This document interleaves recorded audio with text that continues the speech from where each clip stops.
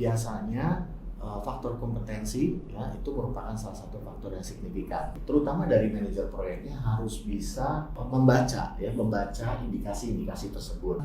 Yang pertama, hal kunci yang menjadi pengaruh utama ya bagi indikasi adanya kegagalan tersebut adalah rencana proyek yang memang komprehensif.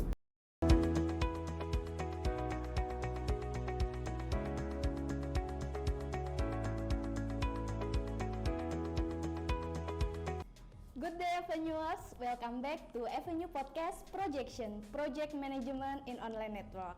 Apa kabarnya Avenuers? Semoga tetap dalam keadaan sehat ya semuanya. Nah Avenuers, kita sudah di pertengahan tahun 2002 nih Avenuers.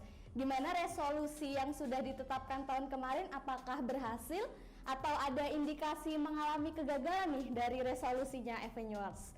Nah berbicara tentang kegagalan, di episode Avenue Podcast kali ini kita akan membahas tentang cara pengelolaan sebuah proyek yang berindikasi atau bahkan mengalami kegagalan.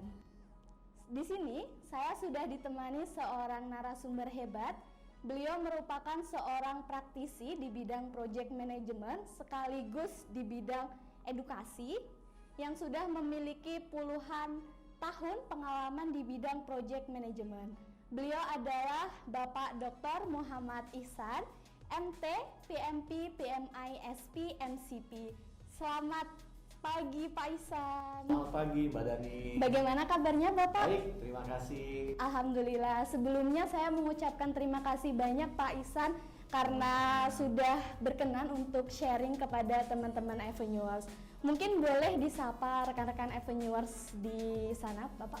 Halo, selamat pagi kawan-kawan Avenuers. Senang sekali bertemu dengan Anda dan juga terima kasih ya sudah diundang kemari ya. Mudah-mudahan nanti sharing knowledge-nya bisa bermanfaat juga untuk Avenuers. Baik. Nah, Pak Ihsan, saya ini kagum sekaligus terinspirasi sekali oleh Pak Ihsan. Tadi dari nama dan gelar Pak Ihsan saja nih Pak, kan panjang banget, pasti tidak mudah untuk mendapatkan gelar akademik dan juga sertifikasinya ya Bapak ya. Nah, namun mohon maaf Avenuers, di episode kali ini kita tidak akan membagikan tips dan trik cara untuk mendapatkan gelar akademis dan juga sertifikasi Avenuers. Di sini seperti yang sudah saya jelaskan di awal tadi, kita akan membahas bagaimana cara pengelolaan sebuah proyek agar sukses.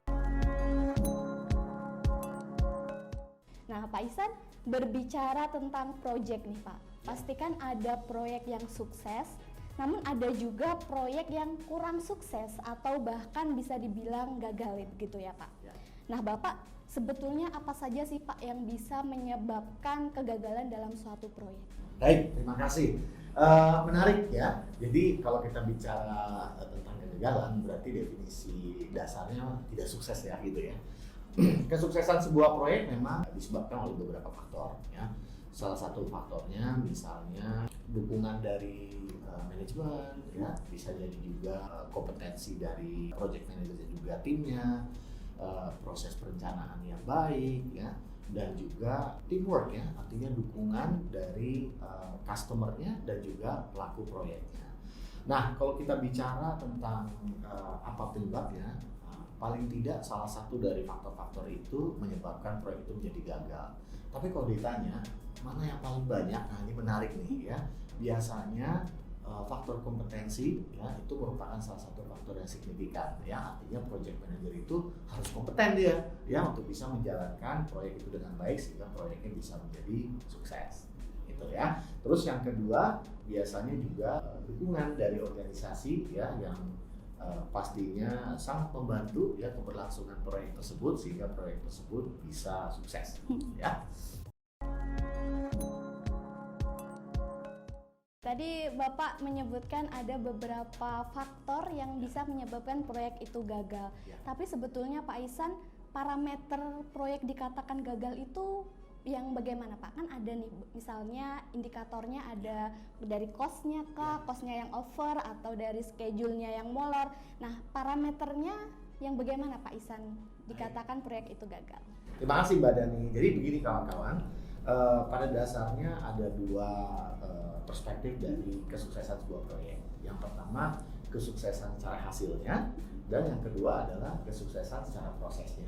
Nah, dari kedua perspektif tersebut biasanya kita memberikan titik beratnya, itu prioritasnya kemana. Artinya kalau misalnya titik beratnya itu ada di dalam prosesnya, maka proyek tersebut diharapkan pastinya sesuai dengan anggaran, ya, sesuai dengan lingkup, sesuai dengan schedule dan lain sebagainya. Ya. Tetapi bisa saja yang menjadi titik besarnya atau titik beratnya itu adalah hasilnya. Ya. Ada beberapa proyek, ya, contohnya yang mungkin secara proses mereka dikatakan terlambat, gitu ya. Tetapi proyek tersebut secara hasil bagus, ya. Salah satunya misalnya proyek konstruksi waktu City Opera, ya, itu proyeknya begitu delay, ya, dan juga begitu membengkak anggarannya. Tapi secara hasil bisa dikategorikan sebagai proyek yang sukses. Kurang lebih seperti itu. Baik, berarti parameter proyek itu dikatakan gagal atau tidak itu tergantung dari prioritas awal yang ditetapkan tadi ya Pak. Kita menitik beratkan ke yang mana dulu gitu ya Pak. Tantangan lain Pak Ihsan dalam mengelola proyek yang terindikasi akan mengalami kegagalan Pak Ihsan. Baik, terima kasih. Nah, ini pertanyaan yang menarik karena biasanya pada saat kita melakukan atau melaksanakan proyek tersebut, pastinya kita memiliki indikasi, ya, indikasi perjalanan proyek tersebut.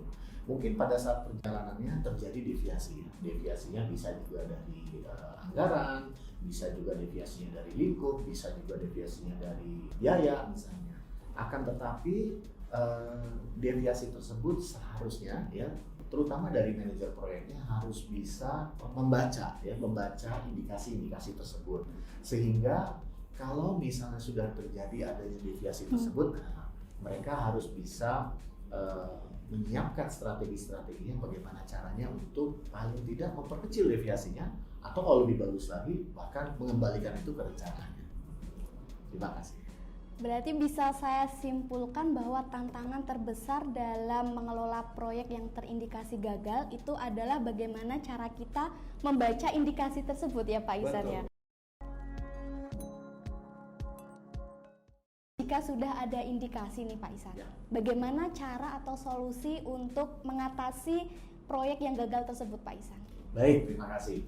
Jadi dalam perjalanannya, ya, kita mengetahui adanya deviasi tersebut, ya, dan mudah-mudahan ya deviasinya tersebut bisa terkuantifikasi nih Mbak Dani, ya, karena jika terkuantifikasi maka lebih mudah bagi project manajernya itu untuk memutuskan sesuatu. Contoh misalnya pada saat schedule-nya atau jadwalnya terindikasi molor gitu ya, misalnya menjadi meleset, maka project manager bisa memberikan sumber daya yang lebih banyak gitu misalnya, sehingga proyeknya bisa, durasi proyeknya bisa kita kompres, ya, dan dengan demikian bisa mengembalikan jadwal tersebut seperti rencananya. Atau anggarannya misalnya, kalau anggarannya mungkin terindikasi bahwa akan menjadi overrun gitu ya, atau lewat dari anggarannya, mungkin project manajernya juga bisa melakukan strategi misalnya adanya penghematan dari biaya-biaya proyek yang mungkin tidak diperlukan, ya, atau mungkin merubah metode proyeknya gitu sehingga bisa menghemat biaya lebih banyak lagi. Ya, mungkin dua contoh itu bisa memberikan gambaran yang lebih baik lagi. Terima kasih. Nah, Avenuers bisa nih mulai lihat-lihat lagi tujuan awalnya dari proyek masing-masing. Sudah adakah indikasi ke arah kegagalan atau kurang berhasil? Kita introspeksi sama-sama dan lalu segera diatasi sebelum indikasi itu makin lebar dan makin menyangkut kemana-mana begitu ya Pak Ihsan. Tentunya akan makin sulit mengatasinya jika indikasi kegagalan itu sudah melebar begitu ya Bapak ya. Tadi kan kita sudah belajar tentang cara mengatasi proyek yang terindikasi atau bahkan sudah gagal Pak Ihsan. Lalu bagaimana cara kita untuk mitigasinya Pak Ihsan agar proyek yang sedang kita kelola itu tidak mengarah ke kegagalan? Baik, menarik ya.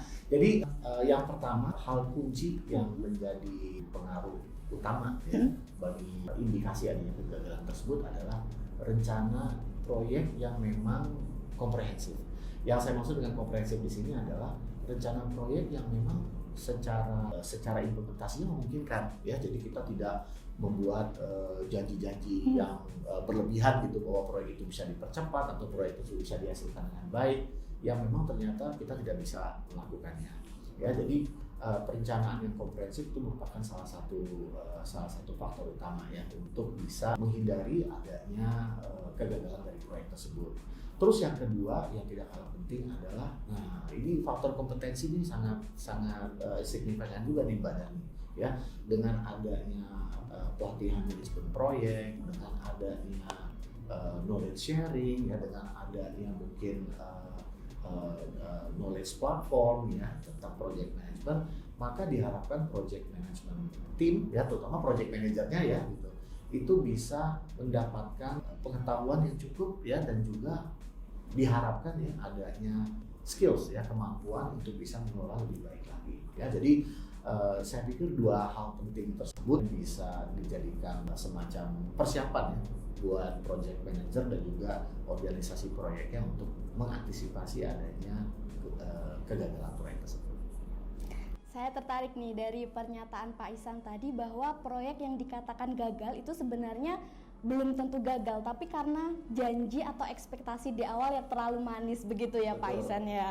Kemudian Pak Ihsan juga sudah memberikan salah satu cara mitigasi untuk menghindari kegagalan suatu proyek, yaitu dengan meningkatkan kompetensi dari tim proyek tersebut, karena kompetensi menjadi salah satu faktor terpenting ya Bapak, seperti yang sudah dijelaskan di pertanyaan nomor 1 tadi.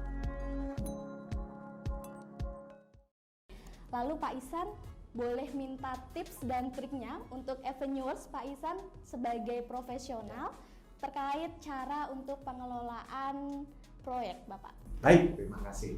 Oke, teman-teman ya, jadi yang pertama ya, persiapkan dulu secara individu ya, artinya pengetahuan dan kemampuan dari teman-teman ya untuk menjadi praktisi project manager ya, atau project manager itu bisa disiapkan dari awal. Caranya gimana ya?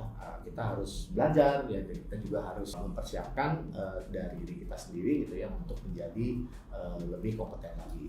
Terus yang kedua yang tidak kalah penting menurut saya adalah pada saat kita melakukan proyek tersebut, adanya tools juga membantu nih Mbak Dani ya. Jadi sebuah project itu akan semakin mudah terlihat indikasinya kalau dengan menggunakan project management tools. Contohnya apa Pak Ihsan kalau boleh tahu? Misalnya project management software ya, misalnya ada project Libre, ada Microsoft Project, ada Primavera dan lain sebagainya. Sehingga si project manager itu dengan mudah mengkuantifikasi itu.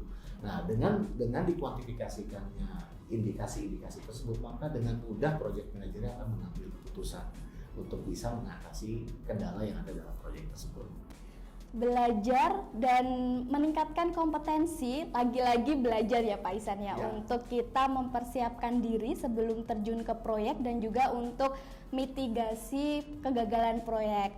Nah Pak Ihsan, berbicara tentang belajar dan meningkatkan kompetensi, Avenue sendiri kita memfasilitasi bagi rekan-rekan Avenuers yang ingin belajar di bidang project management itu dapat mengikuti pelatihan kita terkait project management maupun project management tools seperti yang Pak Ihsan sebutkan beberapa tadi, salah satunya ada Microsoft Project. Pak Ihsan, sebelum kita tutup podcast episode kali ini, boleh kalimat penutupnya atau closing remark-nya untuk teman-teman Avenuers, Bapak? Baik, terima kasih teman-teman ya. Jangan pernah patah semangat dalam mengelola proyeknya ya. Penting untuk memang mendapatkan pengetahuan dan keterampilan dalam mengelola proyek ya. Tapi tetap diingat ya bahwa sekolah project management yang paling baik adalah di proyek itu sendiri. Betul. Ya. Jadi tetap semangat dan lakukan proyek dengan sebaik-baiknya. Tetap semangat Avenuers. Pak Ihsan, sekali lagi terima kasih banyak sudah berkenan sharing dan membagikan insight-nya kepada rekan-rekan Avenuers. Semoga bermanfaat untuk rekan-rekan Avenuers semua ya. Terima kasih sekali lagi Pak Ihsan, semoga sehat selalu Bapak. Sama-sama, terima kasih Pak. Sampai jumpa di episode berikutnya. Bye-bye.